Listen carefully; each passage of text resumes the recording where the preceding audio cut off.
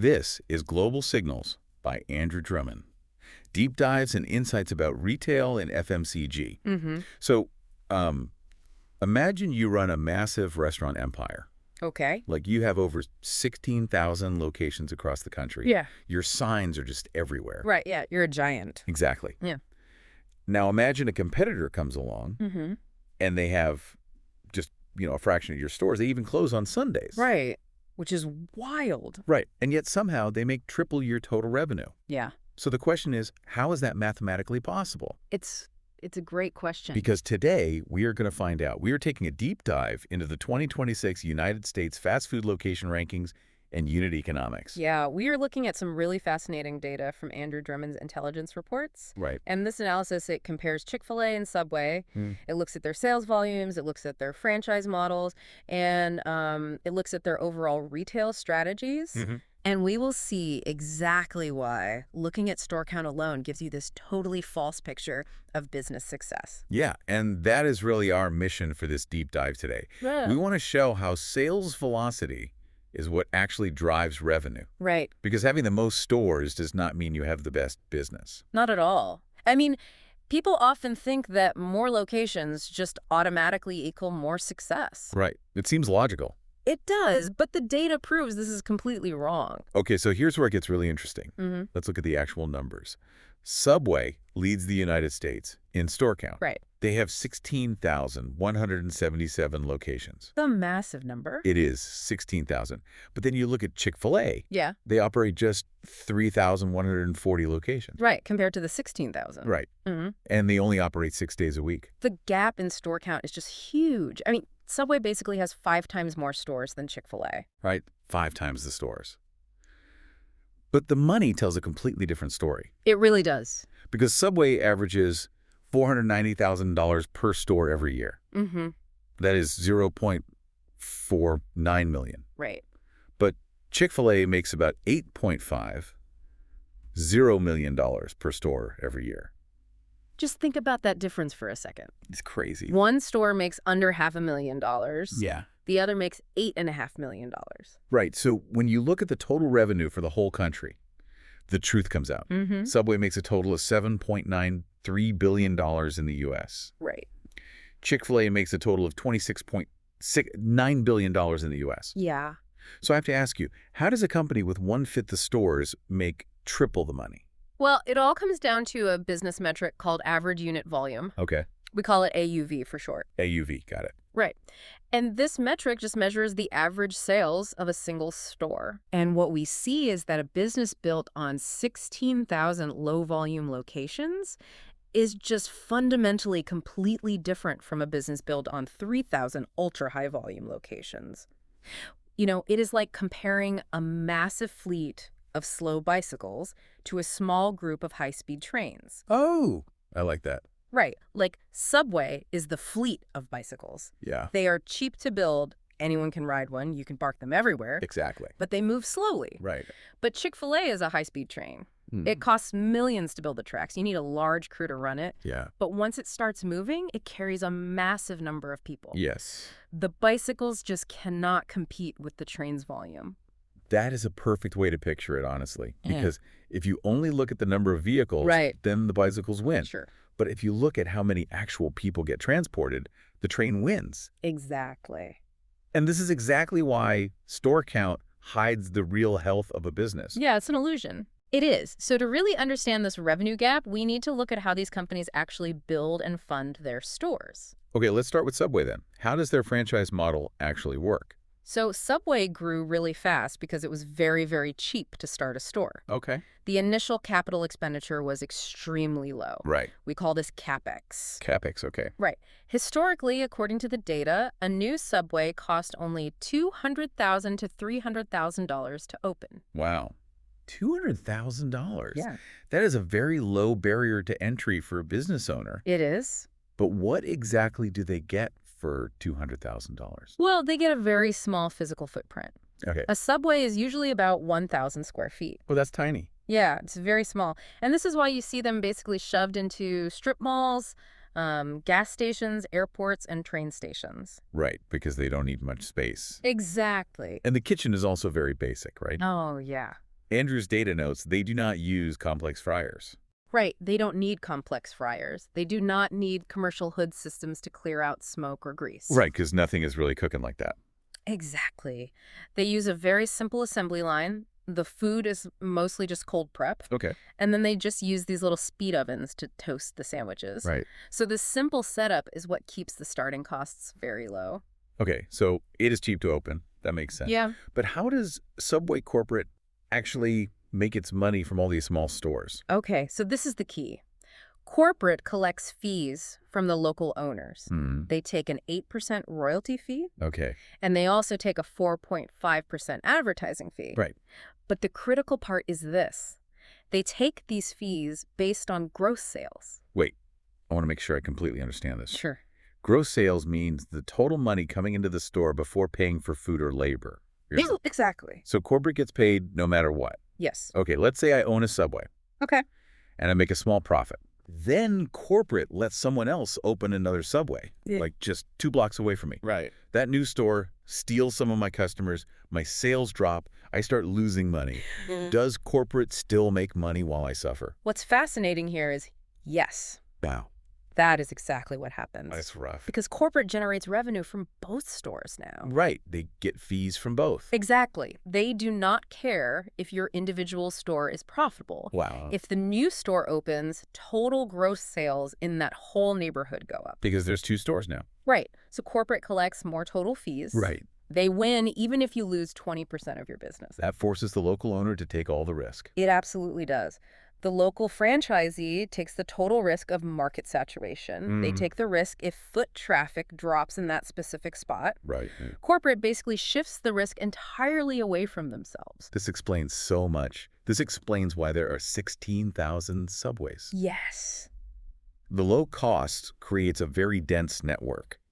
But the dense network cannibalizes itself. Exactly. And that leads directly to the low average sales of $490,000 per store. You understand the Subway equation perfectly. It's pretty clear once you see the numbers. So now we need to look at the Chick-fil-A model. Okay, Because it is the exact opposite. let's break it down because the initial capex for a Chick-fil-A is massive, right? That's huge. The data shows it costs $3 million to $5 million to build one location. Right. 3 to 5 million. That's wild. Well, they build a very different type of building. True. You do not put a Chick-fil-A inside a random gas station. No, you don't. Right. They use large standalone lots. Yes. They build those double drive-through lanes. Mm-hmm. They use huge multi-lane canopies outside to protect the workers from the weather. Right, because they have staff out there with tablets. Right. And the kitchen lines are massive too, right? To handle all that high volume. Oh, absolutely. The labor requirement is just huge. Yeah. During peak hours, a single store might need 30 to 50 team members working at the exact same time. 50 people in one shift. Yeah, 30 to 50 people. You need that many people just to manage the constant flow of cars and the indoor diners. Okay, so if it costs $5 million to build this thing, Yeah. the local operator must be wealthy. Like, they must have millions in the bank. Actually, no. Really? No, the operator does not pay the $5 million. Okay, wait, then who pays for it? Chick-fil-A corporate pays for it. Corporate pays? Corporate buys the land, they build the building, they buy the fryers and all the equipment. Wow. Okay, so the local operator does not front the money? Nope. Then what do they pay? The operator only pays an initial fee of about $10,000. Wait, $10,000 for a $5 million restaurant? Just $10,000. That is incredible. But, I mean, it cannot be that easy. It's not. Yeah, because Andrew's data shows they have a very strict vetting process. Very strict. Less than 1% of applicants get accepted. Right. I mean, think about it. Corporate is handing over a $5 million asset. Yeah, they aren't going to give that to just anyone. Exactly. They only pick the absolute best operators. Okay. But we need to look at how corporate makes their money back. Right, because if the franchisee only pays $10,000 up front, corporate must take a massive cut on the back end to justify that kind of financial risk. They do. Corporate takes 50% of the net profits. Wait, 50%? 50%? Of the net profits, not gross sales. Right. net profits. Oh, wow. That changes the whole dynamic. It changes everything. Yeah. Because taking 50% of net profits forces corporate to deeply care about the individual store. Right. Corporate only makes money if the local store actually makes a profit after paying for all the food and all the labor. Oh, so they are completely aligned with the local owner. They will never open a new store 2 blocks away just to boost gross sales. Never. Because if they hurt the first store's profit, they directly hurt their own profit. Exactly right. Wow. And this forces corporate to pick only prime real estate locations. Makes sense. And they build these high-throughput operations because they need them to be highly profitable. Right. This whole system is what creates that $8.50 million average unit volume. Okay, let's unpack this. Sure. We just looked at the highest volume chain, Chick-fil-A, Yeah. and the lowest volume chain, Subway. Mm-hmm. But what about the rest of the fast food industry? Right. There are a lot of other players. Yeah, because Andrew Drummond's report gives us the average sales for the top 15 brands. And the numbers show a very clear split in strategy across the board. Okay. Brands basically either chase massive store counts or they chase high sales per store. Okay, let's group them together so we can understand this. Okay. First, we have what the report calls the throughput leaders. Yes. These are stores that make over $3 million a year on average. Right. Chick-fil-A is number one. As we discussed. But McDonald's is right behind them. McDonald's has 13,786 locations. Which is a huge footprint. It is. Yeah. And their average sales are $4.0 million. Right. McDonald's hits that $4 million because of massive scale. Mm-hmm. They buy premium real estate, and they use a dual drive-through strategy to push cars through incredibly fast. Okay, and Chipotle is also in this top tier, right? Yes, they are. They have 3,727 locations. Right. And they average $3.10 million a year. Yeah. But see, Chipotle does not use drive-thrust the same way McDonald's does. Right. They're more about the inside experience. Exactly. They use a very high-speed indoor assembly line, Hmm. and they focus on a very narrow Mexican grill menu. Okay. So these top brands, what they do is they standardize their operations. Right. They are built specifically to move massive numbers of customers every single hour. Okay, so those are the leaders. Okay. Next, we see the mid-tier workhorses. These brands make between $1.5 million and $2.9 million a year. Exactly. And Panera Bread leads this group at $2.70 million. Yeah. And Panera survives in this tier by doing something a little different. They raise the average ticket price. Oh, so the food just costs more. Right. They use a bakery cafe model where people actually sit down to eat. Mm-hmm. And they also heavily push digital pickup orders. Okay, that makes sense. Then we have Taco Bell and Wendy's. Yeah. They both sit right at $2.10 million. Right. But they use very different tactics to get there. How so? Well, Taco Bell relies really heavily on the late-night drive-thru. Oh, for sure. The late night crowd. Exactly. And they also use something called high-ingredient cross-utilization. What does that mean? It means they use the exact same beef, the same cheese, and the same tortillas to basically make many different menu items. Oh, okay. So the kitchen is super simple. Just combining the same things in different shapes. Got it. Clever. And what about Wendy's? Wendy's focuses on their core burger and breakfast volume through the drive-thru. Okay. Then Starbucks is also in this mid-tier workhorse group. Yes. They have 13,502 locations. A lot of stores. And they average $1.90 million. Right. Starbucks uses much smaller footprints. Yeah, they can fit anywhere. Exactly. And they rely on extreme customer frequency. Meaning people go back a lot. Right. People visit them every single morning in urban and suburban areas. It's a daily habit. Okay, and then Popeyes finishes this tier at $1.80 million. Yeah. Popeyes focuses mainly on fried chicken, Right. and they just blend their drive-through traffic with delivery orders. Okay. So all these mid-tier brands, they basically survive by balancing steady traffic throughout the day and just keeping their production really smooth. Okay, so then we drop down to the final group. The bottom tier, yeah. These are the low-ticket or high-density formats, Mm-hmm. and they make under $1.5 million a year. Right. Burger King is at $1.60 million. Wait, no, sorry. They are right on the edge. Domino's is at $1.40 million. Yeah. Burger King uses a very traditional burger model, but Domino's is totally built for delivery. Right. You rarely eat inside a Domino's. Exactly. They use very small buildings. They have almost no space for customers to sit. Okay. Then KFC and Sonic, they both average $1.30 million. Yeah, and KFC really relies on selling those large buckets of chicken, mostly in strip malls. Right. And Sonic uses a car hop model. Oh, right, where you park and eat in your car. Exactly. They rely on people stopping by for drinks and snacks rather than huge meals. Okay, and finally, we see Dunkin' at $1.10 million. Mm-hmm.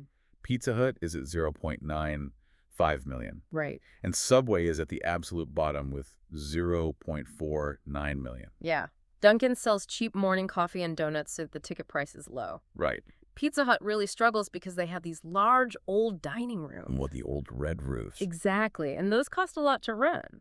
Yeah. They are trying to switch to delivery to fix that. Okay. And then Subway uses the low-cost, high-density model we talked about earlier. Right. So looking at these lists, I noticed a clear pattern with the leaders. What's that? Well, Chick-fil-A and Chipotle have very focused menus. Yeah. They do not sell 50 different types of food. Right. So does adding more items to a menu actually hurt sales? It absolutely hurts sales. Really? Yes. The data calls this menu and SKU bloat. SKU. Yes, SKU stands for stock keeping unit. Okay. It basically means having too many different ingredients in the bag. But why is that bad? I mean, wouldn't a customer want more options? You'd think so, but options create operational friction. Operational friction. Okay. Right. Every time you add a new step to the kitchen process, you slow down the assembly line. Oh, I see. Brands like Pizza Hut and Subway suffered a lot from bloated menus. Because they added too many choices. Yes. They had very complex prep steps. And they had high ingredient waste because, well, the food went bad before they could even sell it. Now, that makes perfect sense Oh. because fast food must actually be fast. Exactly. If an employee has to stop and read a recipe for some rare sandwich, Right. then the line just stops moving. Yes. Focused menus create volume. Yeah, Chick-fil-A basically just makes chicken. true. Chipotle uses shared ingredients. Right. Rice, beans, meat. Exactly. This makes ordering fast, it drops labor costs, and it reduces waste. Wow. Every single extra step in a kitchen actually lowers the number of sales you can make per square foot of your building. Okay, so it is really all about execution. Yes, Simple operations are fast operations. 100%. Okay, so now we need to bridge this concept to the rest of the business world. Yes, let's do that. Because this deep dive is not just about fast food. We want to apply these numbers to retail and FMCG strategy. Right. And FMCG stands for fast-moving consumer goods. Yes. And this is really the most important lesson here. The fast food data completely proves that sales velocity always beats total store count. Always. But many consumer brands make the exact same mistake that Subway makes. Really? Yes. They think that just getting into more stores is the ultimate goal. Yeah, I mean, if you are listening to this right now and you run a brand, your first instinct is probably to cheer if Walmart offers to put your product in 5,000 stores. Of course. Everyone celebrates that. Right. But Andrew's data says this could actually destroy your business. It absolutely can. The data calls this the expansion trap. Right. Expanding your store count without strong customer demand creates what we call operational drag. Okay. The expansion trap happens when you have a very high door count. Meaning you're in a lot of stores. Exactly, but you have very low sales velocity. Okay, let's break down the mechanics of this trap. Sure. What actually happens to a business in this scenario? Well, it basically destroys your working capital. Think about it. Distributing a product to 5,000 stores means you have to manufacture massive amounts of inventory. Right, you have to build all those products. Yes. And then you have to ship it to multiple distribution centers. You pay freight costs, you pay warehousing costs. And if the product just sits on the shelf and only sells like 1 unit per week, Exactly. your money is just locked up in a box. Yes. You paid to make it, but you are not getting paid back. Wow. We call these inventory holding costs. Inventory holding costs. Okay? Right. Your cash is tied up in slow-moving stock. And this is a very, very dangerous position to be in. Why? Because it leads directly to the delisting cycle. Okay, how does the grocery store delisting cycle actually work? Let's use an analogy here. Sure. Think of a grocery store shelf as real estate. Okay, yeah. The products on the shelf are the tenants. That is exactly how retail buyers think. Really? Yes, they evaluate items by tracking sales per linear foot. Ah, per linear foot. Right. They look at the gross margin return on investment. Okay. Every single inch of shelf space needs to generate a profit for the store.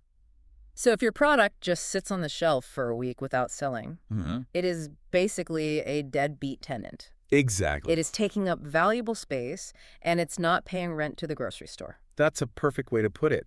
And if your item fails to meet the velocity benchmark, the retailer punishes you. How? First, they force you to discount the product. Oh, to just get rid of it. Right. Then they charge you failure fees. Ouch. And finally, they remove your product entirely during the next category review. You just get kicked out. Wow.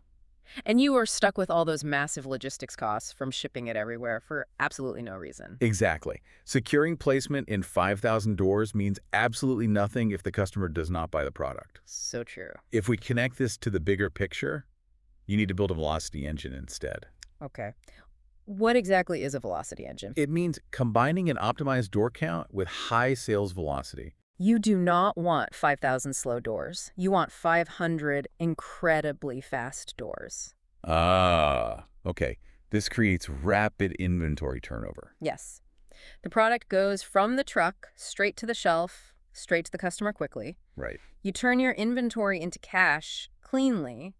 You achieve high sales per square foot. And this also gives you power over the retailer. Absolutely. If your product moves fast, the retailer actually wants you. Yeah. You get better shelf positioning. Right. So the intelligence report gives us a 4-step framework for this. It does. It tells us exactly how to scale distribution correctly without ruining our margins. Yes. So step 1 is to verify baseline velocity first. Right. Before you ever try to expand to 5,000 stores, you must prove the product sells fast in a small test. Okay. You must generate strong organic sales velocity in just a few locations first. That makes sense. Prove it works first. Exactly. Then step 2 is to track sales per square foot. Right.